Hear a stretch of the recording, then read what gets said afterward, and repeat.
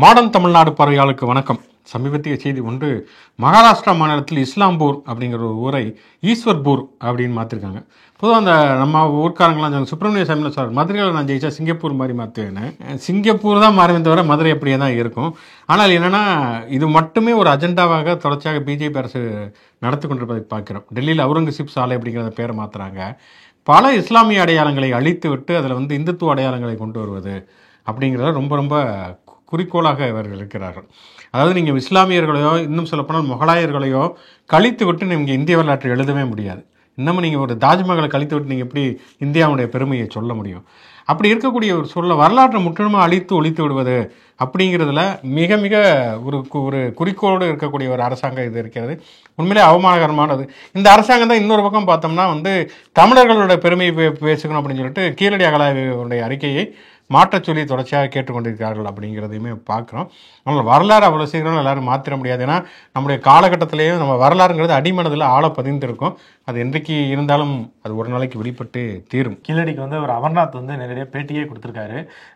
முன்னாடி இதில் திருத்தங்கள் அறிவியல் பூர்வமான ஆதாரம் இல்லை, திருத்தங்கள் பண்ணி கொடுங்கன்ட்டு மேம்போக்காக இருந்துச்சு. இப்போ ஒரு தெளிவாகவே சொல்கிறாரு, ஆண்டுகளை குறைச்சி கொடுங்க அப்படின்றாங்கன்னா, இது எதுவும் கணக்கு பிள்ளை மாதிரி கணக்கு போட்டு நம்ம தரது மாதிரி எவ்வளோ போட்டிருக்கீங்க, 8000 ஒரு 6000 போட்டு கொடுங்க, ஏன்னா சரஸ்வதியோட இது இடிக்குது அப்படின்ற மாதிரி சொல்லியிருக்காங்க. இவர் ஆண்டுகளை நிர்ணயிக்கிறது நானோ நீங்களோ கிடையாது. அது அங்கே அகழ்வாய்வில் கண்டெடுக்கப்பட்ட அந்த குழிகள், அதோட ஆராய்ச்சி முடிவுகள் தான் தீர்மானிக்கணும். அதை நான் செய்ய மாட்டேன் அப்படின்ட்டு சொல்லியிருக்காரு. இன்னொரு பக்கத்து முடிஞ்ச அளவுக்கு இந்த மாதிரி பேர்களை மாற்றுறது, ஆல்ரெடியே யூபியில் உத்தரகாண்ட்லாம் 2 டஜன் ஊர் பேர்களை மாற்றிட்டாங்க. மாற்றி அந்த பேரில் தான் ஊர்கள் இயங்கிட்டு இருக்கு. இதை அப்படியே அடுத்தடுத்ததுக்கும் கொண்டுட்டு போகிறாங்க. அவங்க அஜெண்டாவே இந்தியாவை பாரத் அப்படின்ட்டு அங்கங்கே ஆல்ரெடியே மாற்றி வச்ச மாதிரி முழுமையாக மாற்றி அகண்ட பாரத்தில் பாகிஸ்தான், இஸ்தான்புல் எல்லாத்தையும் உள்ளே கொண்டுட்டு வர பிளானோட போயிட்டு இருக்கு பாஜக அரசு. ஆனால் அது பழிப்பதற்கான வாய்ப்புகள் கிடையாது அப்படின்னு சொல்லிட்டு சோக்குள்ள போகும். இது முச்சந்திசோர், நான் உங்கள் சுகுணாதிவாகர். நான் அலெக்ஸ் பாண்டியன்.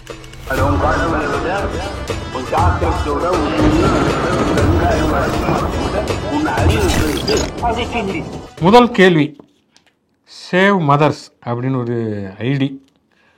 பரவாயில்ல, நாம் எல்லாருமே தாய்களை பாதுகாப்போம். மிக முட்டாள்தனமாக மூடர் கூடம் போல பேசுகிறீர்கள் அப்படின்னு இருக்காரு. என்னன்னா கலைஞர் கருணாநிதி அவர்கள் இந்தியாவுடைய பிரதமராக இருந்த இந்திரா காந்தி தலையில் ரத்தம் வந்தபோது என்ன பேசினார், அதே மாதிரி பாவாடை நாடாவை அவித்துப்பார் என்று சொன்னார். இதெல்லாம் உங்களுக்கு அருவருப்பாக தெரியவில்லையா? பொன்முடி பேசினாரே அப்படின்னு சொல்லி கேட்டிருக்கிறார். இது எதுக்கு கேட்டிருக்காரு அப்படின்னா, நம்ம அந்த சாரங்கபாணி என்பவர் மதிவதனியை பற்றி மிக ஆபாசமாக அருவருக்கத்தக்க வகையில் நம்ம பேசினப்ப போட்டிருக்கக்கூடிய கமெண்ட் அப்படின்னு நினைக்கிறேன். இதில் 2 விஷயங்கள் இருக்குது. ஒன்று என்ன அப்படின்னா, காலங்காலமாக நிறைய செவிவெளி கதைகளாக நிறைய விஷயங்கள் நம்ம கேட்டிருப்போம். ஆனால் அந்த செவிவெளி கதைகள் எல்லாமே உண்மைகள் கிடையாது. அதில் நிறைய பொய் செய்திகள், அவங்க மனசுக்கு என்னென்ன கதைகள் தோணுதோ அதையெல்லாம் எழுதி வைப்பது அப்படிங்கிறதையும் பார்த்துருக்கோம். அப்படி தான் இவர் அடுக்கக்கூடிய ஒன்று என்னென்னா, இந்த பாவாடை நாடாவை அவிழ்த்துப்பார். அதாவது சட்டமன்றத்தில் திராவிட நாடு என்கிறீர்களே, அது எங்கே இருக்கிறது அப்படின்னு சொல்லி கலைஞரிடம் கேட்டாங்களாம். கலைஞர் உடனே பாவாடை நாடாவை அவிழ்த்துப்பார் தெரியும் அப்படின்னு சொன்னாராம். இந்த கேள்வியை கேட்டவங்களே அடிக்கடி பேர் அனந்தநாயகி கேட்டாங்கன்னு. அப்புறம் இன்னொரு பெண்மணி பேர் சொல்லுவாங்க. ஒரு முறை குமுதத்தில் விஜயகாந்த் இதை ஒட்டி ஒரு பேட்டி கொடுத்திருந்தார். கருணாநிதி இப்படி சொல்லியிருக்காருங்கன்னா, திமுகவின் சார்பாக வழக்கு போடப்பட்டது, சட்டமன்ற அவை குறிப்பில் அப்படி எங்கேயாவது இருக்குதா எடுத்துக்காட்டுங்க அப்படின்னு சொல்லிட்டு. ஒருவேளை சட்டமன்ற அவை குறிப்பில் நீக்கப்பட்டால் கூட அது தனியாக இருக்குது. இப்போ நம்ம சென்சார்லாம் டெலிட்டட் சீன்ஸ் அப்படின்னு சொல்லி நீங்கள் தேட்டரில் போனீங்கன்னா வெளியில் ஒட்டி வச்சுருப்பாங்க. நல்ல தேட்டராக இருந்தால் வெளியில் ஒட்டி வச்சுருப்பாங்க.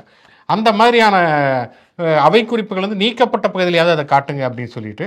ஆனால் அப்படி எதுவுமே இல்லை. அதெல்லாம் சும்மா அப்படி கட்டுக்கதைகள் அப்படியே காலகாலமாக வந்துட்டு இருக்குது. அதே மாதிரி தான் இந்திரா காந்தி எமர்ஜென்சி காலகட்டத்தில் திமுக எதிர்ப்பு நிலையாக இருந்த பொழுது மதுரையில் அவங்களுக்கு கருப்பு கொடி காட்ட முயன்ற பொழுது ஒரு தள்ளுமுள்ளு ஏற்பட்டது அப்படிங்கிறது உண்மை. ஆனால் அதே நேரத்தில் இந்திரா காந்தி இப்படியே தலையில் காயம்பட்டு ரத்தம் பட்டார். அந்த ரத்தத்தை ரொம்ப ஆபாசமாக திரித்து கலைஞர் பேசினார் அப்படிங்கிறதுமே வரலாற்றில் எந்த செய்திகளுமே இல்லை.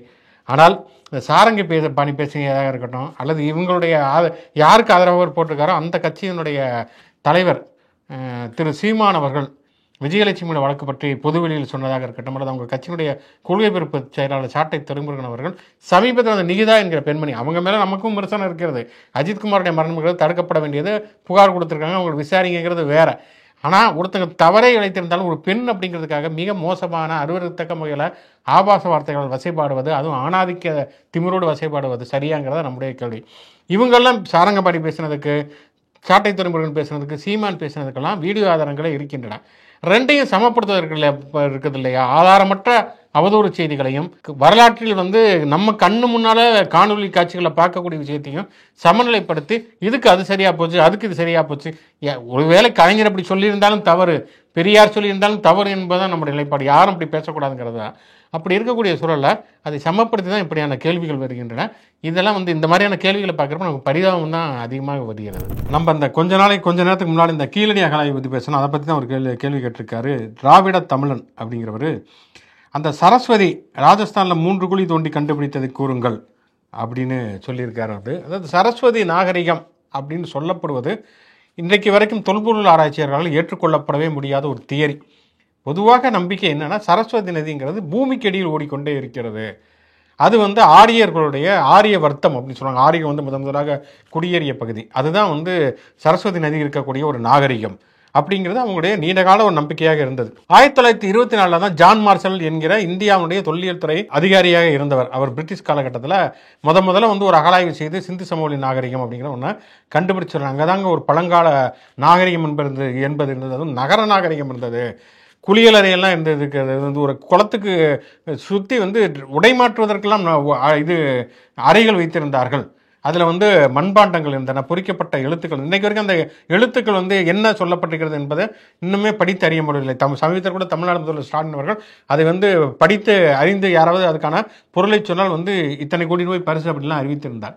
அப்படி ஒரு பழங்கால நாகரிகம் இருக்கிறது. இன்றைக்கு வரைக்கும் வந்து சிந்து சமவெளி நாகரிகம் தான் ஒரு பழங்கால நாகரிகம் அப்படின்னு சொல்லிட்டு முதலாக அவர் அறிவித்த பொழுது அந்த ஆரிய நாகரிகம் தான் உயர்ந்தது அப்படின்னு நினச்சிக்கிட்டு இருந்தவங்களுக்கெல்லாம் ரொம்ப கஷ்டமாக போயிடுச்சு. என்ன பண்ணுறதுன்னா, அந்த 1924 ஜான் மார்ஷல் அறிவிக்கிறார். 2 வருஷத்துக்கு முன்னால் சாவர்கருடைய புத்தகம் ஒன்று வருகிறது.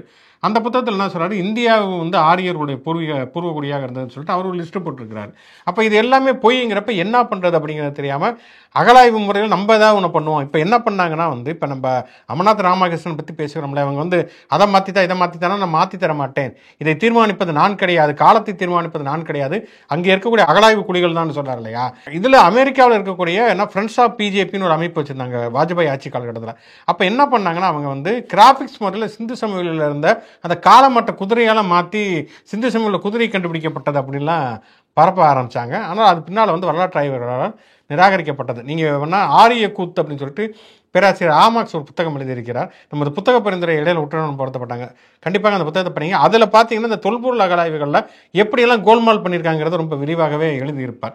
அப்போ சரஸ்வதி நாகரிகங்கிறது ஒன்றும் இல்லை. இப்போ நம்ம கீழடி அகழாய்வு கண்டுபிடிச்ச பிறகு உடனே ராஜஸ்தானில் வந்து ஏதோ ஒன்று கண்டுபிடிச்சிருக்கோம், ராஜஸ்தானும் ஒரு பழமையான நகரம் தான், அங்கேயே நீங்கள் தோணுனீங்கன்னா ஏதாவது ஒன்று கிடைக்கலாம். இப்போ நாங்கள் உட்காந்து ஸ்டுடியோவை தோணுனீங்கன்னா கூட ஏதாவது கிடைக்கலாம். ஆனால் அதுக்காக இதுதான் வந்து முதல்ல வந்து இங்கே தாங்க வந்து அலெக்சாண்டர் வந்து குதிரையை கட்டி போட்டார் அப்படின்னு சொல்ல முடியாது. அதற்கு உறுதிப்படுத்தப்பட்ட அகழாய்வு முடிவுகள் என்பது தேவை. இவங்க சொல்றது என்னன்னா வந்து 4000 ஆண்டுகளுக்கு முற்பட்டதுன்னு போட்டு உருட்டாங்க. அப்படி பார்த்தால் கூட 5300 ஆண்டுகளுக்கு முன்பு இரும்பை உருக்கி கண்டுபிடித்தவர்கள் தமிழர்கள் அப்படின்னு சொல்லி சமீப காலத்தில் நம்ம வந்து நிரூபித்திருக்கிறோம். இரும்பு உருக்கி பயன்படுத்தியிருக்கிறார்கள் 5300 ஆண்டுகளுக்கு முன்னாலனா. அப்போ உருக்கக்கூடிய ஒரு வசதி, தொழில்நுட்ப வசதிங்கிறது, ஒரு பட்டறைங்கிறது அங்கே இருந்துருக்குதுன்னா அதற்கு முன்னால் ஒரு தொழில்நுட்ப அறிவு மேம்பட்டுருக்கணும். அதுக்கு முன்னால் ஒரு 1000 வருஷத்துக்கு முன்னாடி தமிழர்கள் வந்து வாழ்ந்து ஒரு நாகரிகத்தினுடைய வந்து மேம்பட்டவர்களாக இருந்திருக்க வேண்டும். அப்படின்னா வந்து நீங்கள் ராஜஸ்தானில் கண்டுபிடிச்சதுக்கு முன்னால் இருக்கக்கூடியதாகத்தான் தமிழர்களுடைய நாகரிகம் இருக்கிறது. அப்படிங்கிறப்ப அந்த இதுதான், நீ முன்னால் போனால் நான் முன்னால் போவேன், நீ வந்து சின்ன கோட்டை போறியா பெரிய கோட்டை பக்கத்தில் போடுவேங்கிற மாதிரி இவங்க வேற எங்கேயாவது உத்தரப்பிரதேசத்தில் கண்டுபிடிச்ச கூட 8000 ஆண்டுகளுக்கு முன்பு சரஸ்வதி நதி வந்து இந்த பக்கம் ஓடிடுச்சுங்க, அந்த பக்கம் இவர் ராமர் வாக்கிங் வந்தப்போ தாங்க அவரோட வாக்கிங் ஸ்டிக் தாங்கன்னு கூட கண்டுபிடிச்சு சொல்லலாம். ஆனால் வரலாற்று ரீதியாக நிரூபிக்கப்படக்கூடியதுங்கிறது இப்போ இதை யாருக்கு வந்து செக் பண்ணாங்க? அமர்நாத் ராமகிருஷ்ணன் சொல்வதை நீங்கள் செக் பண்ணணும்னா இந்த ராஜஸ்தான் 4300 ஆண்டுகளுக்கு முன்னதெல்லாம் யார் செக் பண்ணாங்க அப்படிங்கிற கேள்வி இருக்குது இல்லையா. அதனால இதை வந்து ஒரு ஆரிய திராவிட போராட்டம் என்பது அகழாய்வு முடிவுகள்லையுமே வெளிப்பட்டு கொண்டிருப்பது தான் இது காட்டுகிறது. ஆக்சுவலாக இந்த ராஜஸ்தானில் வந்து சரஸ்வதி நாகரிகம் கண்டுபிடிக்கப்பட்டுருச்சு, 9000 ஆண்டுகள் பழமையானது அப்படிங்கிறது ஆக்சுவலாக அது ஃபேக் பிக்சர். அது எந்த நியூஸ் சேனல்னே தெரியாமல் ஒரு டம்மியாக தான் அந்த காடுகள்லாம் வெளியில் வந்துச்சு. பட் அதை நிரூபிக்கிறதுக்கு தான் ஒன்றியர்ஸ் வந்து பல பெல்ட்டுகள் அடிச்சுக்கிட்டு பல போராட்டங்கள் பண்ணுது. கீழடி ஆய்வுக்கு வந்து நிதி ஒதுக்கிறது கிடையாது, அப்படியே உயர்ந்த நிதியை ஒதுக்கி மாநில அரசு நிதியிலிருந்து ஒரு அகழ்வாராய்ச்சியில் முடிவுகளை எடுத்து அதை வந்து 1க்கு 3 சென்டர்ஸில் வந்து அதான டாக்குமெண்ட் எல்லாம் வாங்கி அதை நிரூபித்தாலுமே வந்து பாண்டை குறைங்க, இது வந்து அறிவியல் பூர்வமா இல்லை அப்படின்னு சொல்ற ஒன்றிய அரசு இந்த சரஸ்வதி நாகரிகம்ங்கிறத நிரூபிக்கிறதுக்கு பல வகைகளில் கூடுதலாக நிதி ஒதுக்கி நாட்டோட பிரதமரே வந்து கற்பனையா கடலுக்கு அடியில் ஏதோ ஆக்சிஜன் சிலிண்டர்லாம் தூக்கிட்டு போய் அங்கேதான் அந்த நகரம் இருந்துச்சு அப்படின்ட்டு தியானம் பண்ணி அதை போட்டோவை வெளியிட்டு அந்த அளவுக்கு வந்து அவங்க அதை நிரூபிக்கிறதுக்கு முயற்சிகள் பண்றாங்க. இங்க வந்து 900 பக்கம் நம்ம ஆல்ரெடியே பேசியிருக்கோம் கீழடி நாகரிகத்தோட அந்த ஆய்வு முடிவுகள்ங்கிறது. ஆனா சரஸ்வதி நாகரிகம் வந்து இங்க வந்து நீங்க ஒரு இடத்துல வந்து நாங்க அகழ்வாராய்ச்சி செய்ய போறோம் அப்படின்னா அதுக்கான பிகினிங்கா அதுக்கான சாத்தியக்கூறுகள் அங்கே இருக்கு அப்படிங்கிறதுக்கான பிரசன்டேஷன் ஃபர்ஸ்ட் வந்து ஒன்றிய அரசுல கொடுக்கணும். அப்போ வந்து சரஸ்வதி நாகரிகம் இங்க இருக்கு, நாங்கள் அதுக்கு ஆராய்ச்சி செய்யறதுக்கு பணம் வேணும்னு சொல்லி அங்க இருக்க தொழில் துறை வந்து ஒரு 5 பக்கங்கள் தான் 4-5 பக்கங்கள்ல அது வந்து என்னமோ இரும்பு கிடந்துச்சு, இது வந்து வாளா இருக்கலாம் கேடயமா இருக்கலாம் அப்படின்னு டவுட் பண்ணி கடலுக்குள்ள நீங்க நம்ம உள்ள நம்ம குதிச்சு உள்ள போய் 4-10 நிமிஷம் தேடினாலே பல பழைய பொருட்கள்லாம் கிடைக்கும். அதை வந்து நம்ம வெளியில வந்து என்னன்னாலும் கதை விடலாம், இது வந்து எங்க தாத்தா 2ஆம் உலக பொருள் வந்து கொண்டு வந்தாருன்ட்டு அந்த மாதிரி சில பொருட்களை கொண்டுட்டு போய் ஒரு 4 பக்கத்துக்கு ஒரு அறிக்கை தயார் செஞ்சு இதுக்கான சாத்தியக்கூறுகள் இருக்குன்னு சொல்லி அதுக்கு கோடிக்கணக்கான நிதியை ஒதுக்கி அங்க வந்து ஆராய்ச்சிகள்லாம் நடந்துகிட்டு இருக்கு.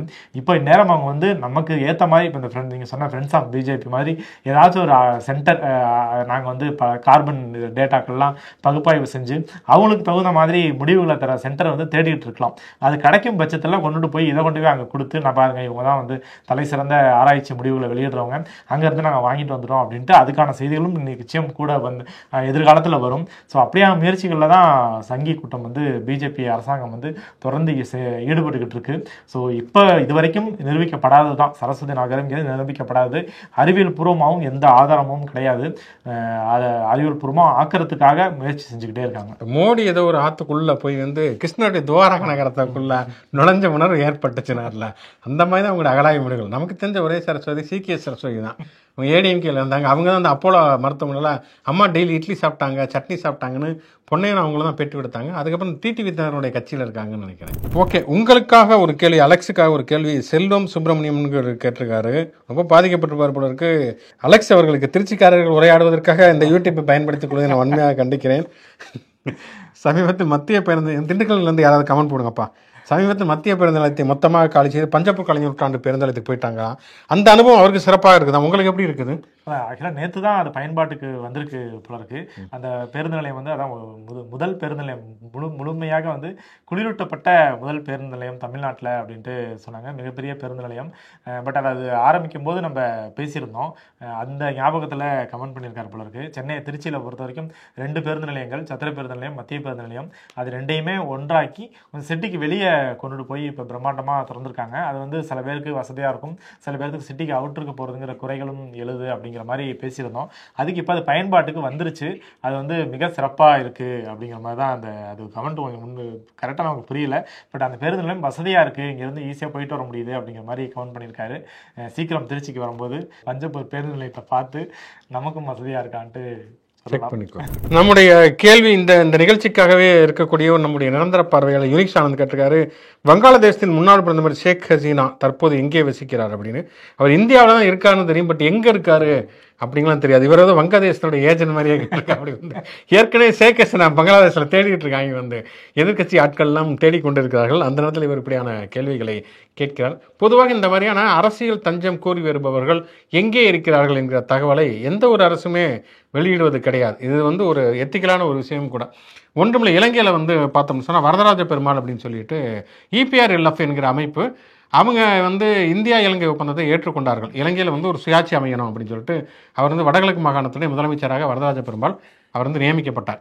அதுக்கப்புறம் தமிழீழ விடுதலை புலிகள் அந்த ஒப்பந்தத்தை ஏற்கவில்லைங்கிறப்ப அவருக்கு உயிருக்கு அச்சுறுத்தல் வந்தபோது இப்போ இந்திய அரசு தான் பாதுகாப்பு அவர் கூட்டிகிட்டு வந்தாங்க. இப்பயும் அவர் இந்தியாவில் தான் இருக்கார், ஃபேஸ்புக்கில் நமக்கு நண்பராக இருக்கார், வந்தெல்லாம் பேசுவார். நானும் அவர்கிட்ட எங்கே இருக்கீங்கலாம் கேட்டதில் அவரும் சொன்னதில்லை. நகுலன் கவிதை மாதிரி, ராமச்சந்திரன் எந்த ராமச்சந்திரன் கேட்கவில்லை மாதிரி அவர் வந்து ஒரு ரகசியமாக பாதுகாப்பான இடத்துல தான் இருக்கார் வரதராஜ பெருமாள். அது மாதிரி தான் வந்து அரசியல் தஞ்சம் கோரி, இப்போ தலாயிலாமல் அரசியல் தஞ்சம் கோரி வந்திருக்கிறார் இந்தியாவுக்கு. அவர் வந்து ஒரு பாதுகாப்பான இடத்தில் தங்க வைக்கப்பட்டிருப்பார். உலகம் முழுக்கவே இந்த மாதிரியான நடைமுறைகள்ங்கிறது காலந்தோறும் உண்டு. அதை வந்து வெளிப்படுத்த மாட்டாங்க, ஏன்னா அது அவங்களுடைய உயிருக்கு வந்து அச்சுறுத்தல் இருக்கக்கூடிய நிலைமை. உயிருக்கு அச்சுறுத்தல்னால தானே அரசியல் தஞ்சமே கோர்றாங்க. பின்ன அவங்க வந்து டெய்லி வந்து விசிட்டிங் கார்டு எல்லாத்தையும் கொடுத்தாங்கன்னா அது வந்து நிலைமை வந்து கவலைக்கிட ஆகிவிடும் அப்படிங்கிறதுனால தெரிவிப்பதில்லை. பட் யுனிக் சேனல் கவலைப்பட ஷேக் ஹசீனா ரொம்ப பாதுகாப்பாகத்தான் இருக்கிறார் அப்படிங்கிறத ஷேக் ஹசீனா நேற்று எனக்கு ஃபோன் பண்ணி சொன்னாங்க, நானும் தெரிவிக்கிறேன். அருண் பாலாஜி இவருமே வந்து அடிக்கடி நம்மகிட்ட கேள்வி கேட்கக்கூடியவர். அவர் வந்து ஒரு யூடியூபோட லிங்க்கை அனுப்பிச்சிட்டு இதை பற்றி உங்களுடைய கருத்து என்ன பெரியார் பற்றி அப்படின்னு கேட்டிருக்காரு. வந்து நான் அந்த யூடியூப் பார்த்தேன். நம்ம இது என்ன யூடியூப் அப்படின்னு நம்ம சொல்ல வேண்டியதில்லை, நம்ம அதுக்கு விளம்பரம் தேடித்தர வேண்டியதில்லை. அதில் என்னன்னா வந்து ஒரு அடிக்கடி வந்து ஒரு ரீல்ஸில் ஒரு பெண் பேசுவாங்க, பெரியார் பற்றி கலைஞர் பற்றிலாம் நிறைய பேசுவாங்க. ரொம்ப ஒரு பாப்புலரான பெண் தான். அவங்கள ரொம்ப மோசமாக திட்டி அதில் போட்டிருந்தாங்க. அதுக்கப்புறம் மீம்ஸுங்கிற பேரில் அவங்களே சிரிக்கக்கூடிய பல நகைச்சுவை காட்சிகளையுமே பகிர்ந்திருந்தார்கள். அதில் என்னென்னா பெரியார் வந்து அறிவியல் பூர்வமான மொழி அப்படிலாம் சொல்ல கிடையாது, அவருக்கு தமிழ் மேலே பயங்கர காண்டு, அதனால தான் அவர் விமர்சித்தார், தமிழ் காட்டு மிராண்டின் மொழின்னு சொன்னார் அப்படிங்கிறது சொல்லப்பட்டு இருக்கிறது. என்னன்னா வந்து அடிப்படையில் வந்து பெரியாருடைய மொழிக் கொள்கையை பற்றி தெரிந்து கொள்ள வேண்டும் என்றால் பெரியாரை முழுமையாக ஓரளவுக்காவது முழுமையாக படிக்கணும். சும்மா அங்கங்கே வாட்ஸ்அப்பில் வர்றது, பெரியார் வந்து யார் கூட வேண்டுமானாலும் போகலான்னு சொன்னார், விடுதலை 1956 அவங்களே தேதி போட்டு பரப்பக்கூடிய வாட்ஸ்அப் ஃபார்வர்டுகளை வந்து படித்தோம்னா அதில் வந்து நாம் எந்த விதமான அறிவையும் பெற முடியாது. நான் பெரியாரை பற்றி மட்டும் சொல்ல, யார் நீங்கள் ஈவன் சாவர்கராக இருந்தாலுமே அப்படி தான். ஃபேக் நியூஸை நம்பாமல் நீங்கள் போய் தயவுசெய்து படியுங்கள். பெரியாரை பொறுத்த வரைக்கும் அவருடைய மொழி குறித்த பார்வை என்பது என்ன இருந்ததுன்னா, பெரியார் இந்திய எதிர்ப்பு போராட்டத்திலலாம் வந்து 1938 ஈடுபட்டால் கூட அவரை பொறுத்த வரைக்கும் என்னை பொறுத்த வரைக்கும் சாதிப்பற்று, மதப்பற்று, மொழிப்பற்று எதுவுமே கிடையாது. நான் ஒரு பற்றுகளற்ற மனிதன், மனிதர்கள் முன்னேற வேண்டும் என்கிற அந்த மனிதாபிமான பற்று மட்டும்தான் இருக்க வேண்டும் என்கிறார். அது எந்த காலகட்டத்திலும் தடையாக இருக்கக்கூடாது அப்படிங்கிறார். அப்போ மொழி என்பது எதற்கு தேவைன்னு நினைக்கிறான்னா மனிதகுல முன்னேற்றத்துக்கு உதவியாக இருப்பது தான் மொழி அப்படிங்கிறது பெரியாருடைய கருத்தாக இருந்தது. அப்போ அவர் வந்து தமிழ் மொழி வந்து சிறப்பான மொழி தான், பல இலக்கியங்கள்லாம் இருக்கிறது, ஆனால் இதில் வந்து சாதி இருக்கிறது, இதில் வந்து ஆணாதிக்கம் இருக்கிறது. இப்போ நீங்கள் ஒரு உதாரணத்துக்கு பார்த்தீங்கன்னு சொன்னால் வந்து கண்ணகி சிலப்பதிகாரத்திட்டா கண்ணகி வந்து மதுரையை எரிக்க போகிறாங்க. மதுரையை எரிக்க போகிறப்ப என்ன சொல்கிறாங்கன்னா, நெருப்புட்டை வந்து ஆணையிடுறாங்க. என்னன்னா வந்து பசு பார்ப்பார் பத்தினி பெண்டிர் மூத்தோர் அறவோர் குழவி 6 பேரை தவிர்த்துட்டு மதுரையை எரியுங்கள் அப்படின்னு சொல்லிட்டு கண்ணகி சொல்கிறாங்க. மூத்தோர் அப்படின்னா வயதானவர்கள், குழவினா குழந்தைகளும் முதியவர்களும் பாதிக்கப்படக்கூடாது. இது இன்னைக்குமே உள்ள நடைமுறை. இன்றைக்கும் போர் நடக்கிறப்ப அவர்கள் பாதிக்கப்படக்கூடாது, அவர்கள் இருக்கக்கூடிய இடங்களை குண்டு போடக்கூடாதுங்கிறதெல்லாம் இருக்கக்கூடியது. அடுத்து வந்து சான்றோர், அவங்க வந்து சான்றோர்கள், ஓகே, அவங்க ஒத்துக்கலாம். பத்தினி பெண்டிர், கண்ணகியே ஒரு பத்தினி பெண்டிர் ஒத்துக்கலாம். இவங்க 4 பேர் விட்டுட்டோம்னா பசு பார்ப்பார், இவங்க மேலே மட்டும் நெருப்பு வேண்டாம், எரிக்க வேண்டாம் அப்படின்னா பசு மாட்டை எரிக்க விடாம எருமாடு என்ன பாவம் பண்ணுச்சு அப்படிங்கிற கேள்வி வருகிறது. பார்ப்பார்களை தவிர மற்றவர்களெல்லாம் எரித்து விடு அப்படிங்கிற சிந்தனை. அப்போ பசுவையும் பார்ப்பனர்களும் புனிதமாக பார்க்கக்கூடிய மனநிலை எங்கிருந்து வந்தது? இத்தனையும் பார்த்தீங்கன்னா சிலப்பதிகாரங்கிறது சமண காப்பியம், இளங்கோவடிகள் சமணர். ஆனால் அதில் கூட ஒரு பார்ப்பனியம் சிந்தனை என்பது அன்றைக்கு இருந்திருக்கிறது, அது எல்லா இடங்களிலுமே பிரதிபலித்திருக்கிறது அப்படிங்கிறத பெரியார் கேள்விக்கு உள்ளாக்குகிறார். தொல்காப்பியத்தில் வந்து உயர்திணை அப்படின்னு சொல்கிறப்ப, உயர்திணைனா என்னன்னு வரைகிற சொல்கிறப்ப மக்கள் தேவர் நரகர் அப்படிங்கிறாங்க. அப்போ பெரியார் கேட்குறாரு, மக்கள் எனக்கு தெரியும்னா மக்கள் பார்த்துருக்கேன் நான், தேவர் யார் நரகர் யார் அப்படின்னு கேட்குறாரு. அப்போ இலக்கணத்திலே ஏன் வந்து தேவர் நரகர்லாம் கொண்டு வர்ற அப்படிங்கிற கேள்வியை கேட்கிறார். அப்புறம் மொழியிலையும் ஆணாதிக்கம் இருக்கிறது. இப்போ வந்து இப்போ பார்த்தோம்னு சொன்னால் விதவைங்கிற வார்த்தைக்கு ஆண்பால் சொல்லலை, விபச்சாரிங்கிற ஒரு வார்த்தைக்கு ஆண்பால் சொல்லலை, இப்போ கவிஞன் அப்படிங்கிற வார்த்தைக்கு பெண்பால் சொல்லலை, சான்றோனுக்கு பெண்பால் இல்லை, இந்தியன்கிற வார்த்தைக்கே பெண்பால் கிடையாது. சுதந்திரம் 75 வருஷம் ஆச்சு, இந்தியன்கிறது ஆண்பால் சொல்றதுக்கு பெண்பால் சொல்ல இல்லை. அப்போ பெரியார் சொல்றாரு, இதெல்லாம் மொழியில் நம்ம வந்து வந்து மொழியை சீர்திருத்தம் பண்ணணும். 247 எழுத்து தேவையில்லை, பல எழுத்துக்கள் நம்ம பயன்படுத்துறதே இல்லை, நமக்கு தேவையான எழுத்துக்களை வைத்து இன்னும் கொஞ்சம் சுருக்கிக்கலாம் அப்படிங்கிறாரு. அதே போல தமிழை நவீனப்படுத்த வேண்டும், நிறைய வந்து நம்ம ஆணாதிக்கம் சாதியம் இல்லாத மொழியாக இந்த மொழியை வந்து மாற்ற வேண்டும், நவீன சிந்தனைகள் இதில் கொண்டு வரணும் அப்படின்னு சொல்றப்ப அப்போ அன்னைக்கு இருந்த பெருசுகளாம் கூடாது, தமிழ் என்பது சிவபெருமானே சங்கப்பலைகளை உட்கார்ந்து உருவாக்கின மொழி, இதில் எந்த மாற்றமும் ஏற்படுத்தக்கூடாது அப்படின்னு சொல்லுகிற பொழுதுதான் பெரியார் வந்து தமிழ் காட்டு மிராண்டிகளின் மொழிங்கிறார். காட்டு மிராண்டி மொழியை சொல்ல, காட்டு மிராண்டிகளின் மொழி, காட்டு மிராண்டிகள்னா அவர்கள் பழமையை பின்பற்றுபவர்கள் நவீன மாற்றத்துக்கு தயாராகவே மாட்டார்கள் அப்படிங்கிறதுக்காகத்தான் அந்த ஒரு விமர்சனத்தை அவர் முன்வைக்கிறாரே தவிர, அந்த யூடியூப்பில் வந்து இஷ்டத்துக்கு அவங்க வன்மத்துக்கு என்னமோ சொல்லியிருப்பாங்க. நீங்கள் அதை கொஞ்சம் படிங்க, பெரியாருடைய மொழிக் கொள்கையை குறித்து பெரியாருடைய எழுத்துக்களே படிங்க. அதுக்கப்புறம் நீங்கள் வந்து பெரியாரை ஏற்றுக்கொள்ளவும் ஏற்றுக்கொள்ளாத உங்களுடைய விருப்பம். பெரியார் சொன்னதெல்லாம் ஏற்றுக்கணுங்கிறது அவரே சொல்கிறார், நானே சொன்னாலும் நம்பாதே அப்படின்னு தான் அவர் சொல்கிறார். இன்னொன்று பெரியார் மொழியை பற்றி மட்டும் சொல்ல, அவர் பல்வேறு விஷயங்கள், பெண்ணியம் பற்றி, சாதி பற்றி, மதம் பற்றி, கடவுள் பற்றி, தேசியம் பற்றி பல விஷயங்களை சொல்லியிருக்கார். எது உங்களுக்கு பெரியார் கொள்கையை ஏற்றதாக இருக்கிறதோ அதை வந்து நீங்கள் ஏற்றுக்கொள்ளலாம். அல்லது பெரியார் சொன்ன எதையுமே நாங்கள் ஏற்றுக்க மாட்டேங்க அப்படின்னீங்கன்னா எதையுமே நீங்கள் வேணாம், பெரியாரே வந்து வேஸ்ட் அப்படின்னு கூட நீங்கள் குப்பை கூட தூக்கி பண்ணுங்க, தவறே கிடையாது. அதுக்கு முன்னாடி பெரியார் என்ன சொன்னார்னு பெரியாரை தேடி படிச்சுட்டு நீங்கள் வந்து ஏற்றுக்கொள்வதோ நிராகரிப்பதோ பண்ணுங்க. வாட்ஸ்அப் ஃபார்வர்டையோ யூடியூபையோ பார்த்துட்டு ஒரு முடிவுக்கு வந்து விடாது. டோனி ஸ்டார்க் திருப்பூர்ல இருந்து அவர் கேட்டிருக்காரு வந்து, சுகுணா அலெக்சார் எம்ஜிஆர் ஜாதி கொடுமைகளுக்கு எதிராக பேசியிருக்காரா, இல்லை படத்தில் மட்டும்தானா அப்படிங்கிற மாதிரி கேட்டிருக்காங்க. படத்தில் பேசியிருப்பார். அவர் படத்தில் வந்து எந்த சாதி கொடுமை அப்படிலாம் பேசிக்க மாட்டார். எப்பயுமே அவர் ஏழைகள் பக்கம் அப்படி தான் நின்றுக்கிட்டே இருப்பா அப்படி அந்த மாதிரி பண்ணியிருக்காரு. ஆனால் என்னென்னா அவர் சாதி கொடுமைகளுக்கு ஆதரவாக நின்ன மாதிரியும் நமக்கு தெரியல, பெருசாக எதிராக பேசுகிற மாதிரியும் அவர் தெரியல. அவருடைய காலகட்டங்கள் எம்ஜிஆருடைய ஆட்சி காலகட்டத்தில் பார்த்தோம்னு சொன்னால் வந்து ஒரு வகையில் வந்து மதவாத அமைப்புகள் அதிகமாக வளர்ந்ததும் எம்ஜிஆருடைய ஆட்சி காலகட்டத்தில் தான். மண்டைக்காடு கலவரம் நடந்து இந்து முன்னணிங்கிற அமைப்பு வந்து விதைகூன்றப்பட்டது எம்ஜிஆருடைய ஆட்சி காலகட்டத்தில் தான். அவரே வந்து இடஒதுக்கீட்டில் பற்றி எந்த புரிதலுமே இல்லாமல் வருமான உச்ச வரம்பை கொண்டு வந்தார். அப்புறம் எதிர்ப்பு வரமே அதை வாபஸ் வாங்கினார். ஒரு குறிப்பிட்ட சாதியினர் எம்ஜிஆருடைய ஆட்சி காலகட்டத்தில் பல இடங்களில் வந்து ஒரு ஆதிக்கம் செலுத்தினார்கள். பிறகு ஜெயலலிதா ஆட்சி காலகட்டத்தில் அது இன்னுமே அதிகரித்தது. சசிகலா பின்னால் இருந்தாங்க அப்படிங்கிறது எல்லாருக்குமே தெரிந்த ஒரு விஷயம். ஆனால் நேரடியாக இந்த ஏன்னா அவருமே வந்து தமிழ்நாட்டை சேர்ந்த எந்த சாதியை சேர்ந்தவரும் அல்ல, அதனால் குறிப்பிட்ட சாதி வெறிக்கு ஆதரவாக இருந்தார் அப்படின்னு சொல்ல முடியாது. ஆனால் அதே நேரத்தில் வந்து நீங்கள் வந்து எம்எஸ்எஸ் பாண்டியன் வந்து ஒரு புத்தகம் எழுதியிருக்கார். அந்த புத்தகம் தமிழில் கூட மொழிபெயர்க்கப்பட்டிருக்கிறது. பிம்பச்சிறை அப்படிங்கிற ஒரு புத்தகம், இமேஜ் ட்ராப்பிங் அப்படின்னு சொல்லி. அந்த புத்தகம் வந்து எம்ஜிஆர் திரைப்படங்கள் மூலமாக என்ன மாதிரியான பிம்பங்கள்லாம் உருவாக்கினார், அது மூலமாக எப்படி அரசியலில் வெற்றிகளை அடைஞ்சார், ஆனால் அவர் சினிமாவில் காட்டின பிம்பத்துக்கும் அவருடைய அரசியல் வாழ்க்கைக்கும் எப்படி எந்த சம்பந்தமே இல்லை என்பதை மிக விரிவாக ஒரு கூர்மையான விமர்சனம் இருக்கும். குறிப்பாக சொல்லணும்னு சொன்னால் எம்ஜிஆருடைய ஆட்சி காலகட்டத்தில் தான் பார்த்தீங்கன்னா பண்ணையடிமைகள் முறைக்கு எதிராக நக்சல்பாரி இயக்கம் வந்து தோன்றியது. நக்சல்பாரிகள் வேட்டையாடி கொல்லப்பட்டது எம்ஜிஆருடைய ஆட்சி காலகட்டத்தில் தான். இங்கே சென்னையில் மீனவர்கள் மீது துப்பாக்கிச்சூடு நடத்தப்பட்டதும் எம்ஜிஆருடைய ஆட்சி காலகட்டத்தில் தான். இத்தனைக்கும் பார்த்தீங்கன்னா மீனவன் நண்பன் படக்கோட்டின்னு 2 படம் நடிச்சிருப்பார் அவர். ஆனால் மீனவர்கள் மீது துப்பாக்கிச்சூடு நடத்தப்பட்டது எம்ஜிஆருடைய ஆட்சி காலகட்டம் தான். இப்படி வந்து நிறைய விஷயங்களை நம்ம சொல்லிட்டு போகலாம். மீனவர்களாக இருக்கட்டும், தலித்துகள் பாதிக்கப்பட்டதாக இருக்கட்டும். ஆனால் என்னென்னா இதில் எல்லாமே நேரடியாக அதில் இருக்காது, வந்து இதுக்கு ஆதரவாக அப்படிங்கிறது இல்லாத காரணத்தினால வந்து நிறைய பேர் வந்து அந்த திரைப்படங்களை பார்த்த எம்ஜிஆர் ஒரு படத்தில் அருந்ததியாக நடித்தார். மதுரை திரைப்படத்தினால அருந்ததிகள் வாக்களிப்பது, மீனவராக நடித்தாங்க மீனவர்கள் வாக்களிப்பது, படத்தில் கூட நடிக்கலாம். ஒரே ஒரு பாட்டுக்கு சிங்கா சிங்கின்னு நரிக்கூறுகிற மாதிரி டான்ஸ் ஆடிட்டு போனார் எம்ஜிஆரும் ஜெயலலிதாவும். அதுக்காக நரிக்கூறுகள் எம்ஜிஆர் ஜெயலலிதா பேரெல்லாம் தங்களுடைய குழந்தைகளுக்கு வைத்தது, இதெல்லாம் ஒரு நீண்ட காலம் இருந்தது என்பதுமே நம்முடைய வரலாறு. ஆக்சுவலாக திமுக வந்து நீதி கட்சி திக அதில் வந்து திமுகன்னு வந்துச்சு. பெரியார், அண்ணா, கலைஞர் எல்லாருமே வந்து அவங்க வந்து பகுத்தறிவு கொள்கையில் தீவிரமாக இருக்கிறவங்க, கடவுள் மறுப்பு கொள்கையில் தீவிரமாக இருப்பவங்க, ஜாதி தீண்டாமைகளுக்கு எதிராக போராடுறவங்க, தொடர்ந்து பேசிக்கிட்டே வரவங்க. அப்போ ஜாதி பெருமை பேசுகிற ஒரு கூட்டம் வந்து பார்ட்னர்களாக இருக்கட்டும், சேர்ந்த இடைநிலை சாதிகளாக இருக்கட்டும், இவங்க மேலெல்லாம் ஒரு வெறுப்புணர்வோடையே இருப்பாங்க. ஜாதியை ஒழிக்கணும்னு நினைக்கிறாங்க, மதத்தை வந்து அவமானப்படுத்துகிறாங்க, கடவுளை அவமானப்படுத்துகிறாங்க அப்படின்ட்டு அவங்களுக்கு எதிரான வெறுப்புணர்வோடு இருப்பாங்க. ஆனால் எம்ஜிஆர் வந்து அங்கேருந்து வந்தவர் தான். பெரியாரை வந்து தலைவராக ஏற்றுக்கிட்டாரு. அண்ணாவை வந்து கடைசி வரைக்கும் அண்ணா நம்ம வாழ்கன்ட்டு எம்ஜிஆராக இருக்கட்டும், ஜெயலலிதாவாக இருக்கட்டும், எடப்பாடியாக இருக்கட்டும், அதிமுகவே அந்த வழியில் பேர்லேயே வந்து அண்ணா திராவிட முன்னேற்ற கழகம்னு வச்சிருக்கிறவங்க. ஆனால் திமுகவுக்கு மேலே அந்த ஜாதி ஆதரவாளர்களுக்கு இருந்த வெறுப்போ, கடவுள் ஆதரவாளர்களுக்கு இருந்த வெறுப்போ வந்து எம்ஜிஆர் மேலே அவங்க காட்டவே இல்லை. அவர் மேலே ஒரு சாஃப்ட் கார்னரோட தான் இருந்தாங்க. அவர் அவங்களோட இணக்கமாக தான் இருந்தார். இப்போவுமே இருக்குது. ஜாதி பெருமை தமிழ்நாட்டில் எங்கே அதிகமாக பேசப்படுதோ அங்கே வந்து அதிமுக கொஞ்சம் பவரெல்லாம் இருக்கும். வட மாவட்டங்கள், டெல்டா மாவட்டங்கள்லாம் வந்து திமுக கடவுள் மறுப்பு கொள்கையாளர்கள், ஜாதி தீண்டாமைக்கு எதிரானவர்கள் அப்படின்னு கொஞ்சம் அதிகம் பேர் இருப்பாங்க. அங்கே வந்து திமுக பவர்ஃபுல்லாக இருக்கும். எம்ஜிஆருமே பார்த்தோன்னாக்க எங்கெல்லாம் வந்து ஜாதி பெருமை பேசுகிறவர்கள் அதிகமாக இருக்காங்களோ அங்கே போய் தான் தேர்தலில் நின்று ஜெயிச்சார். அதாவது திமுக இருக்கிற வரைக்கும் பரங்கிப்பேட்டையில் நின்னார். இப்போ அவர் தனி கட்சி ஆரம்பிச்சதுக்கு அப்புறமேலே வந்து மதுரை, தேனின்னு சொல்லிட்டு அந்த பக்கத்து போயிட்டாரு. ஆண்டிப்பட்டி இங்கே தான் நின்று ஜெயிச்சாரு. பார்ப்பனர்கள் அதிமுகவுக்கு ஜெயலலிதாவை நேரடியாக ஆதரிப்பாங்க, அதில் எந்த இதுவுமே இல்லை. பட் ஆனால் இப்போ பழனிசாமி சங்கிகளோட சங்கியாக மாறிட்டாரு.